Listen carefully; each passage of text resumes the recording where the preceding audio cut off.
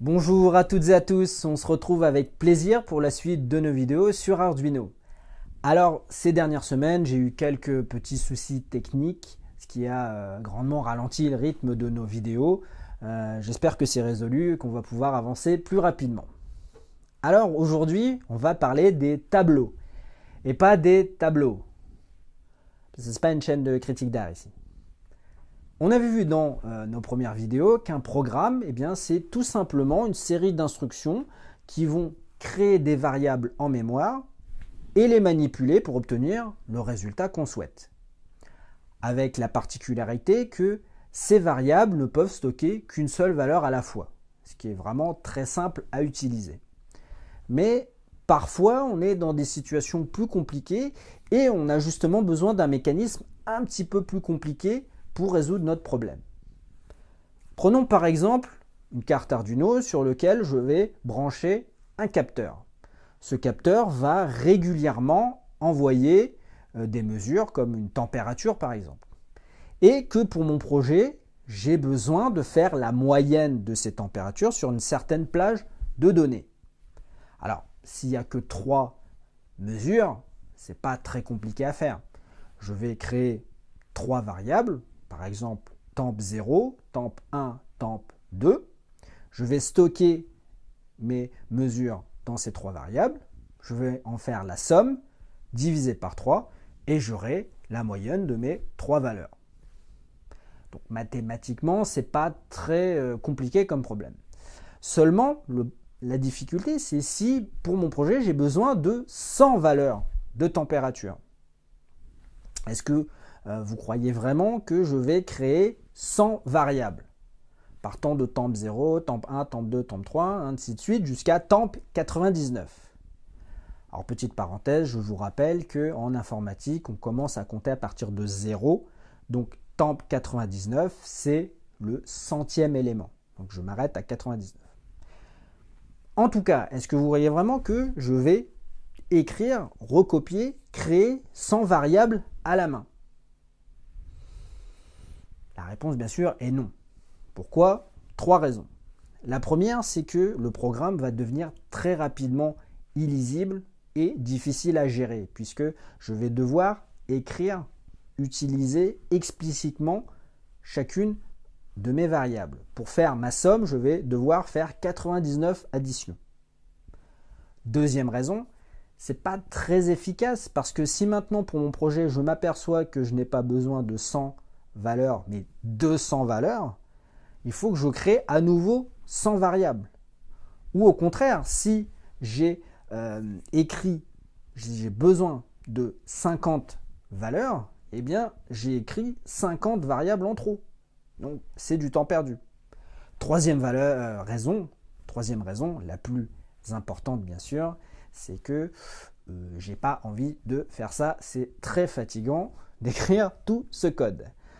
En informatique, c'est un peu comme en mathématiques, on veut en faire le moins possible. Il faut être un peu fainéant, mais fainéant malin. L'idée, c'est pourquoi écrire 15 lignes de code quand seulement 3 lignes suffisent.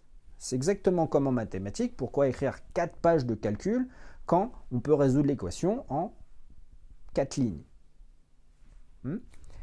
Bien sûr, il y a une solution à notre problème, vous l'aurez sans doute compris, c'est les tableaux qu'on va voir tout de suite. Alors, qu'est-ce qu'un tableau? Un tableau, tout simplement, c'est une variable qui est capable de stocker plusieurs valeurs les unes à la suite des autres. Un petit peu comme une colonne dans un tableur type Excel ou Numbers. Alors, bien sûr, il y a quelques petites règles sur ces tableaux qu'on va voir au fur et à mesure.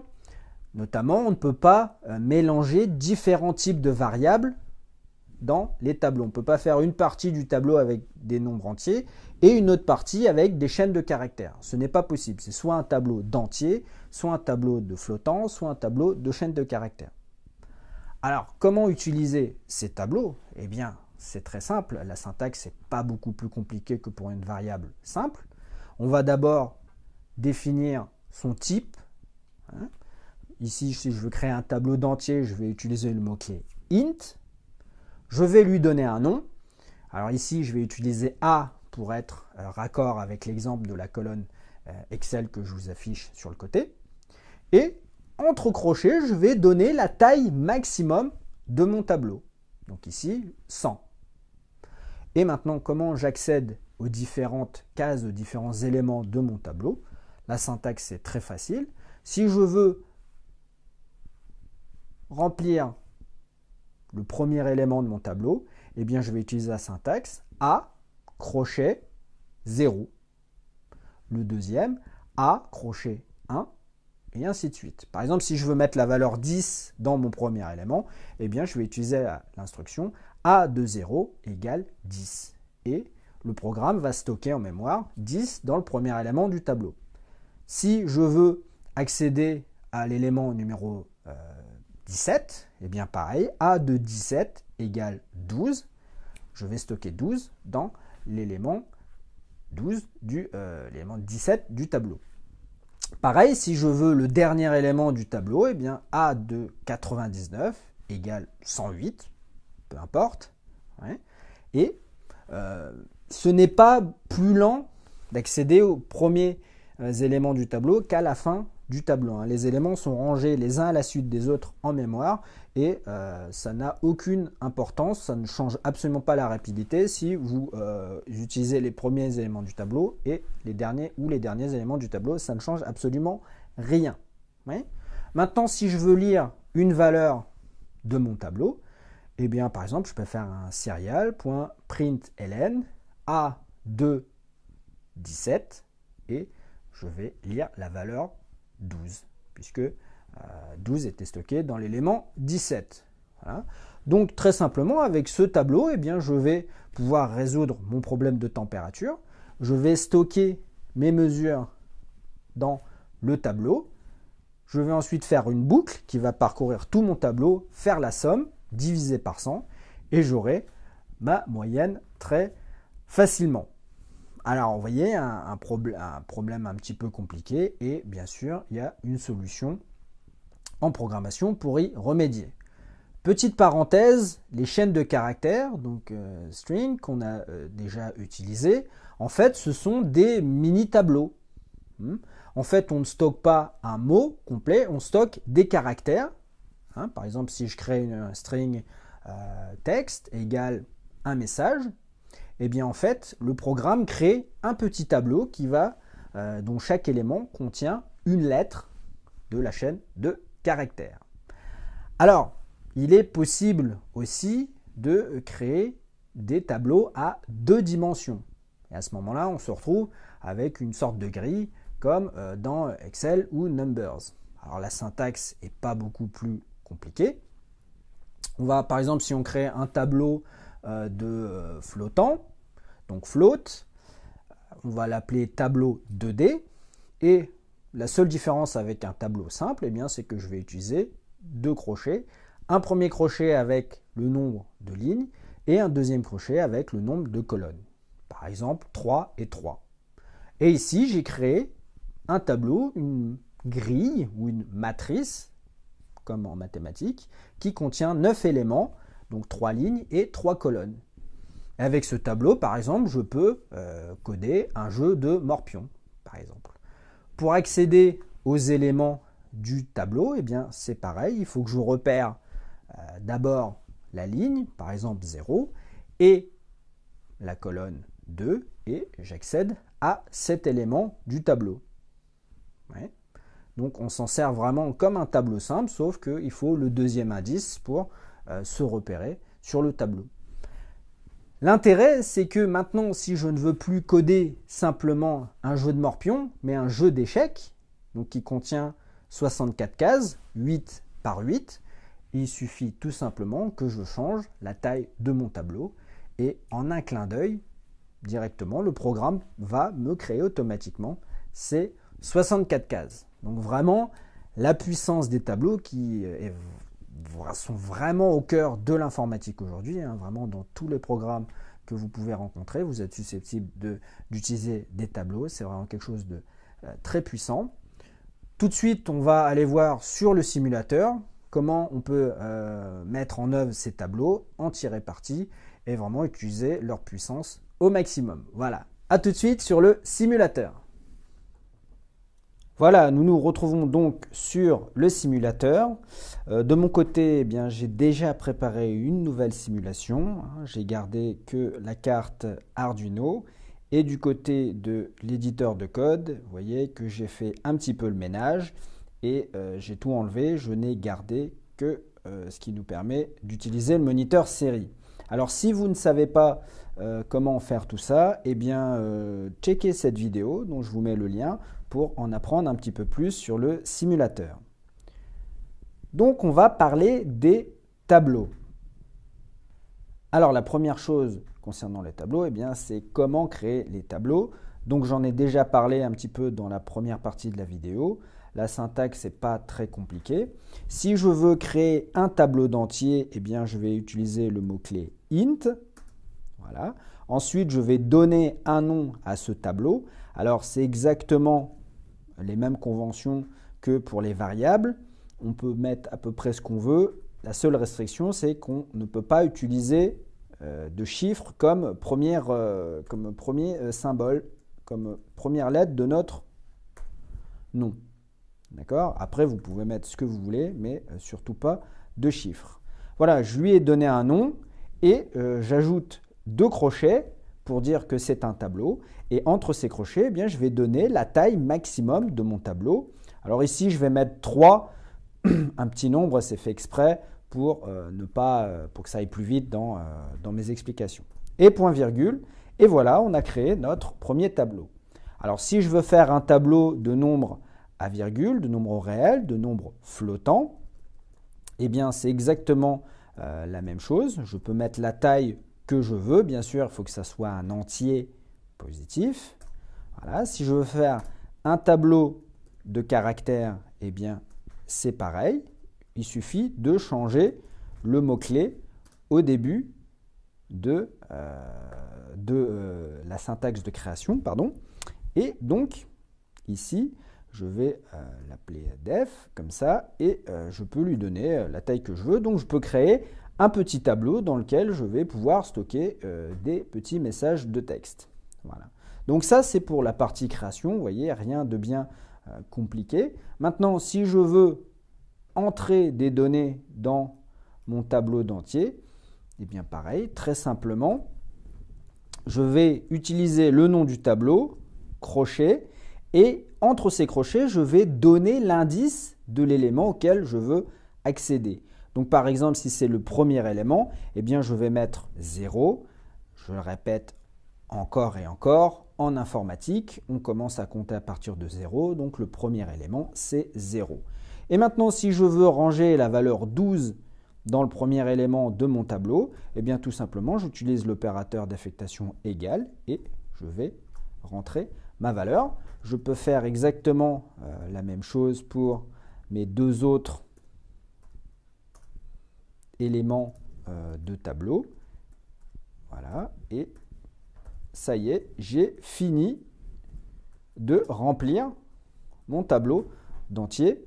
Bien sûr, je peux faire exactement la même chose avec mon tableau de flottant, sauf que cette fois-ci, eh bien, j'ai le droit de mettre des nombres à virgule. De la même façon, maintenant, si je veux lire le contenu de mon tableau, eh bien, on peut faire un affichage avec la fonction println. Et pour accéder à l'élément du tableau qui m'intéresse, c'est la même syntaxe. Le nom du tableau, crochet, et l'indice de l'élément auquel je souhaite accéder. Ici, tape point virgule. Et je peux lancer le moniteur série ici et démarrer la simulation. Et comme vous pouvez le constater, eh bien, le programme affiche bien la valeur 12 que j'ai rentrée comme premier élément de mon tableau d'entier. Voilà, et bien sûr, je peux venir changer les valeurs ici.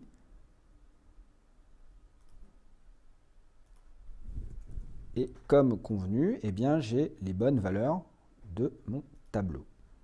Alors bien sûr, on peut faire un affichage peut-être un peu plus élégant. Donc entier de 2 contient, n'oubliez pas un petit espace à la fin pour aérer le texte, sinon tout serait collé. Je démarre la simulation et vous voyez que entier de 2 contient la valeur 6. Est-ce que c'est vrai? Oui, c'est la ligne qu'on a mis ici. Si je change maintenant et je mets n'importe quoi, 6756, eh bien c'est parti, lançons la simulation. Et vous voyez que c'est pas beaucoup plus compliqué que ça d'utiliser un tableau.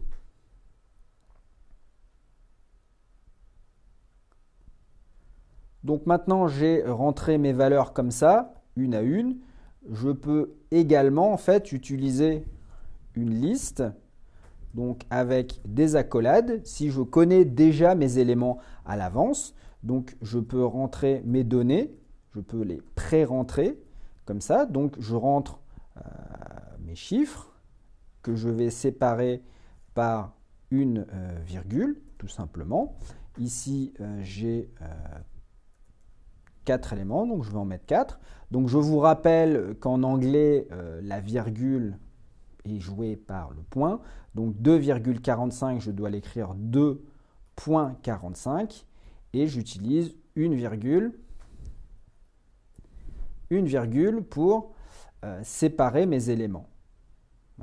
Et maintenant, si je viens ici, je vais copier ce texte et je vais remplacer entier par flottant, ici aussi.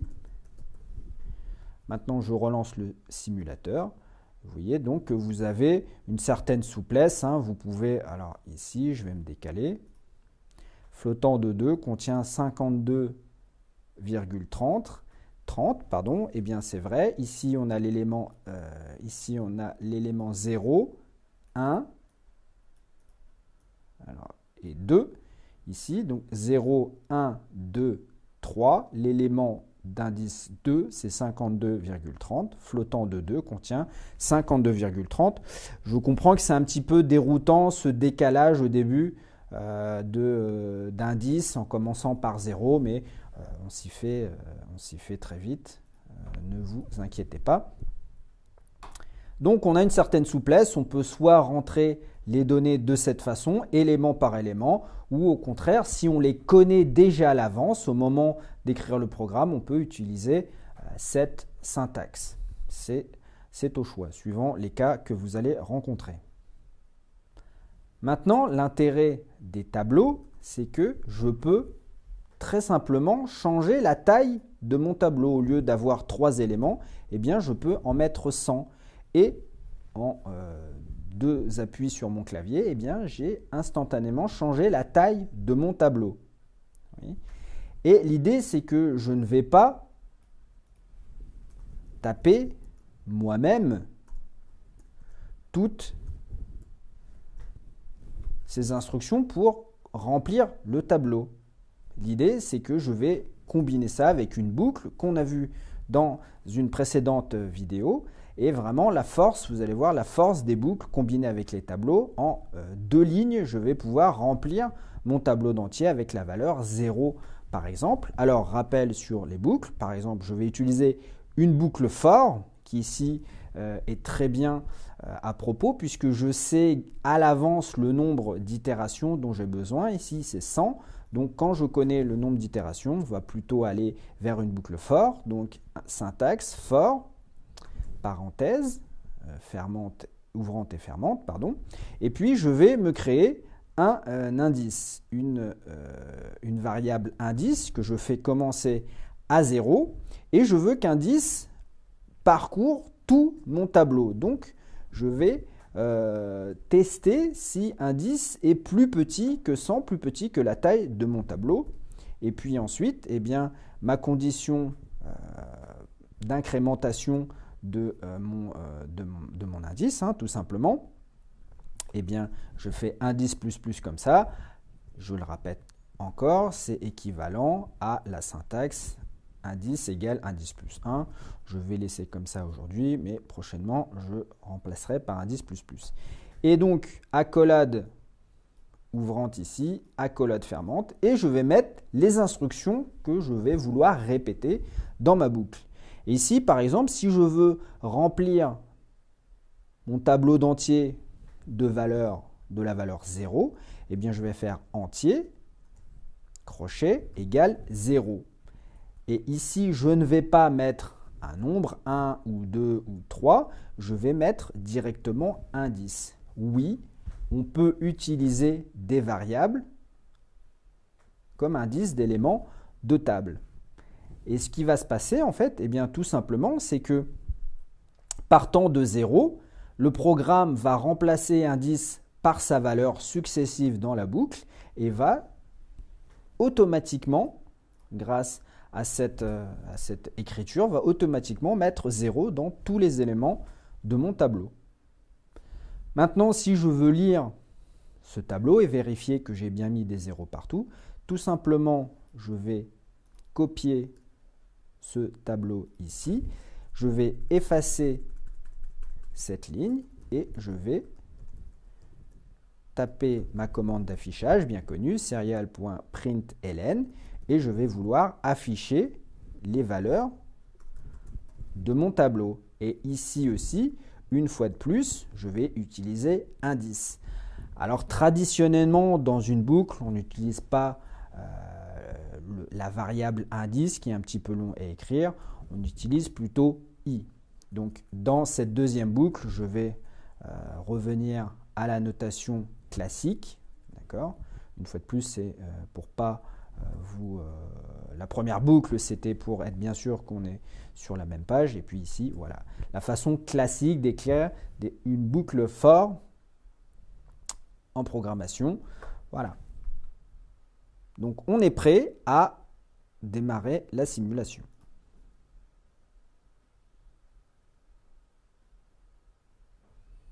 Et donc vous voyez effectivement que nous avons 100 zéros ici.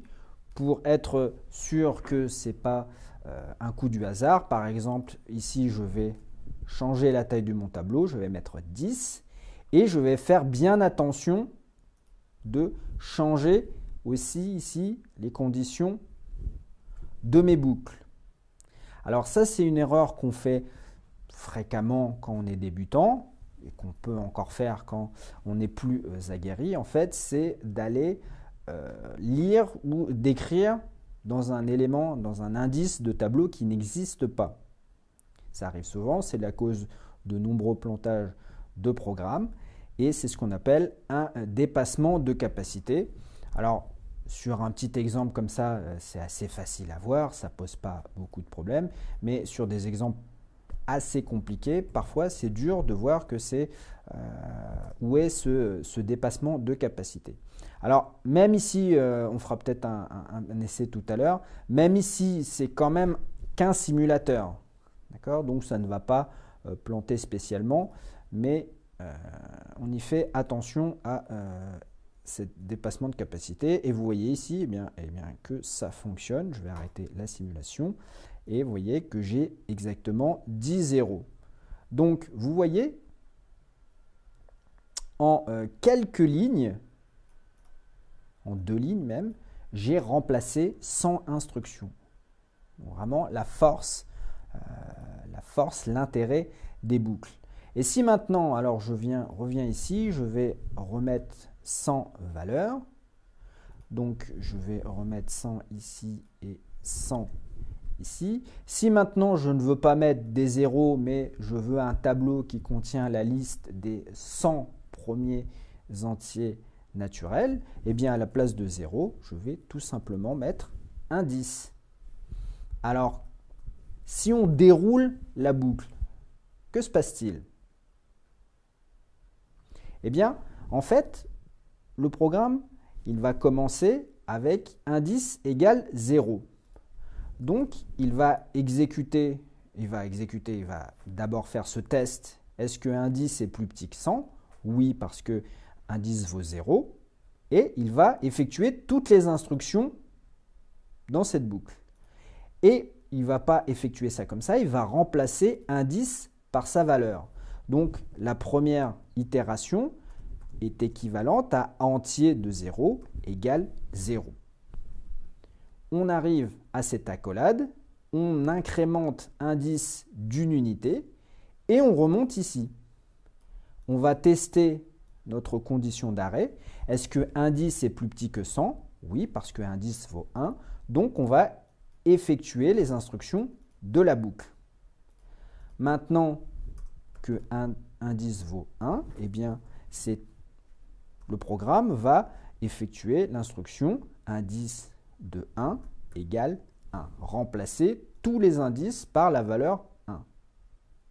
On arrive à cette accolade, on remonte à nouveau ici, on incrémente indice d'une unité, indice maintenant vaut 2, on teste notre condition d'arrêt. Est-ce qu'indice est plus petit que 100? Oui, parce qu'indice vaut 2. Donc, on effectue cette instruction en remplaçant indice par sa valeur. Et donc, on va effectuer l'instruction entier de 2 égale 2. Alors, je ne vais pas tous vous les faire, hein, ça va prendre un peu de temps, mais on va continuer jusqu'à la dernière instruction. Donc, l'avant-dernière qui va être entier de 98 égale 98. Et la dernière, entier de 99 égale 99. Pourquoi la dernière? Eh bien, parce qu'une fois qu'on arrive à cette accolade, on va incrémenter d'une unité indice, 99 plus 1 qui donne 100, donc indice vaut 100, et on remonte ici.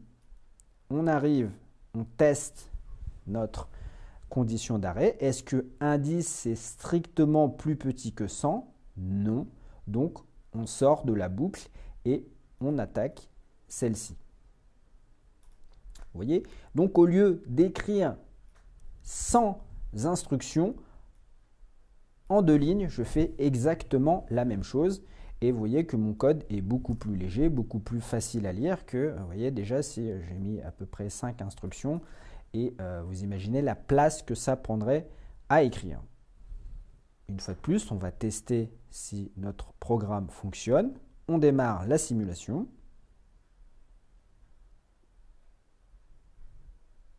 Et vous voyez que j'ai effectivement écrit un tableau qui contient la liste des 100 premiers entiers naturels. Alors maintenant, je vais vous montrer ce que j'expliquais un petit peu plus tôt concernant le dépassement de capacité, c'est-à-dire quand on va lire ou écrire un élément du tableau qui n'existe pas. Là, je vais faire exprès de faire une erreur dans ma boucle for et je vais aller trop loin dans mon tableau. Ici, normalement, on doit s'arrêter à 99, c'est le dernier élément, mais la boucle a été mal écrite et elle va continuer jusqu'à 104, donc parcourir 100, 101, 102, 103, 104. Des éléments qui n'existent pas dans mon tableau. Dans un vrai programme, dans une vraie carte Arduino, ça poserait problème, ça ferait planter la machine. Ici, c'est un simulateur, donc je vais démarrer la simulation. Ça ne va pas planter, mais vous allez voir un comportement un petit peu particulier. Vous voyez ici, donc j'arrête la simulation, vous voyez ici qu'après 99, eh bien, j'affiche des valeurs fantaisistes qui viennent de nulle part, en fait. Hein. Ça, en vérité, c'est que j'ai été lire ailleurs dans la mémoire à des endroits dont je n'avais pas l'autorisation et du coup, j'affiche un petit peu n'importe quoi. Donc voilà, j'insiste pas plus, mais c'est une erreur classique. On fait souvent quand on est débutant.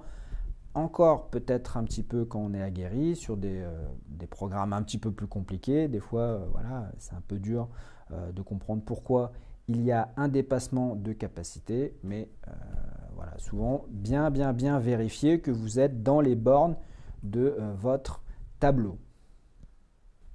Donc on voit ici la syntaxe d'utilisation des tableaux, rien de bien compliqué.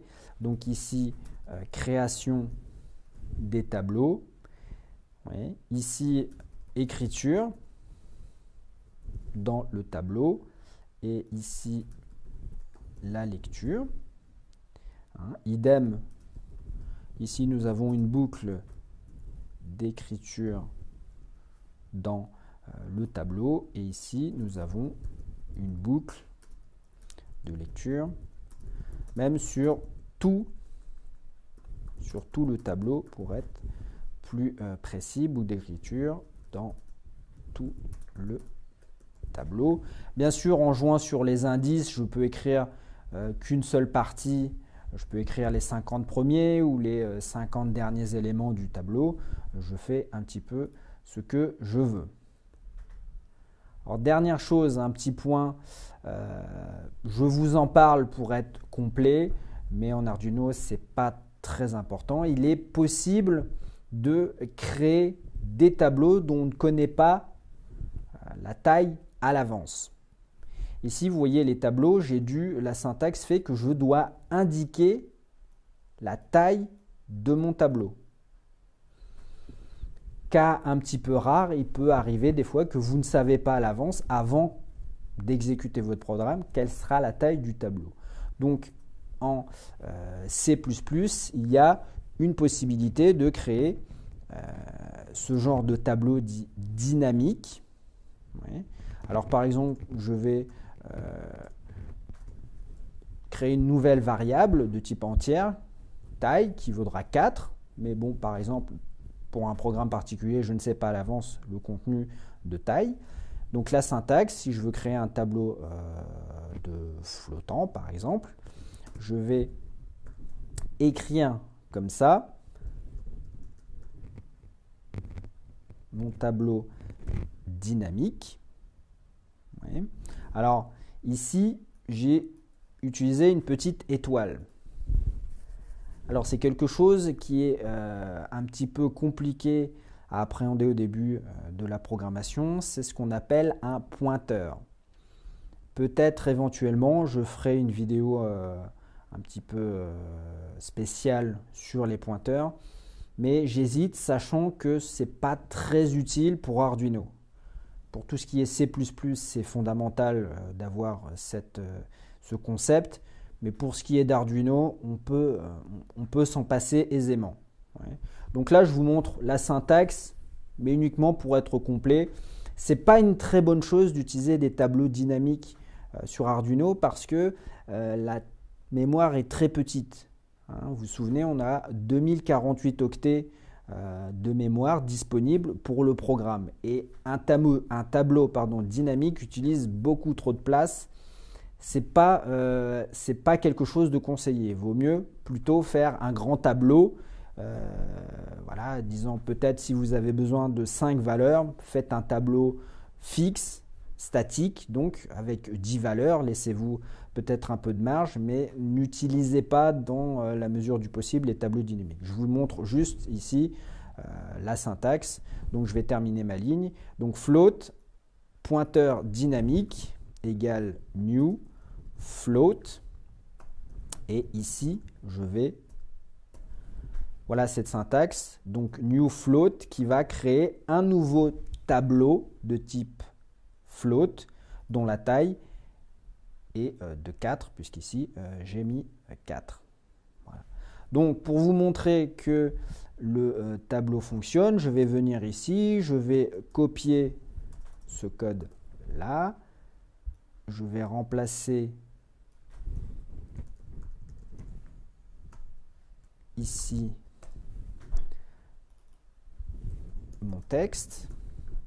Voilà.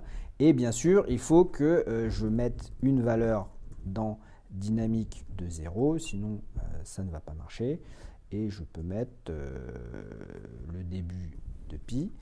Et normalement, alors attention aux indices, hein. C'est vrai qu'il faut avoir l'œil partout dans les tableaux. On a vite fait de ne pas mettre le bon indice. Normalement, si tout fonctionne, eh bien, on devrait lire dynamique contient 3,14159.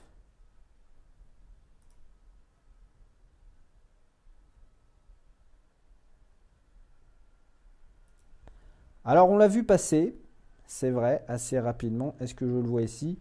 Non, je vais juste commenter cette ligne ici hein, de notre boucle de lecture pour pouvoir voir passer le truc. Ou peut-être encore mieux, non, on ne va pas faire ça, on va juste copier, couper même cette partie-là et la mettre à la fin ici. Et je lance la simulation. Et vous voyez qu'à la fin, dynamique de 0 contient effectivement notre valeur 3,14. C'est coupé parce que l'affichage, la largeur du moniteur série ici est un peu petite, mais ça marche. Alors ça marche parce que c'est un simulateur, hein. Mais voilà, sur une vraie Arduino, évitez d'utiliser ce genre de tableau dynamique. C'est vraiment pas du tout efficace. Voilà donc pour la syntaxe de base concernant les tableaux. Je vous propose de vous arrêter là et dans la deuxième partie, dans la prochaine vidéo, on va réaliser concrètement l'exemple dont je vous parle depuis le début, c'est-à-dire le capteur de température relié à la carte Arduino.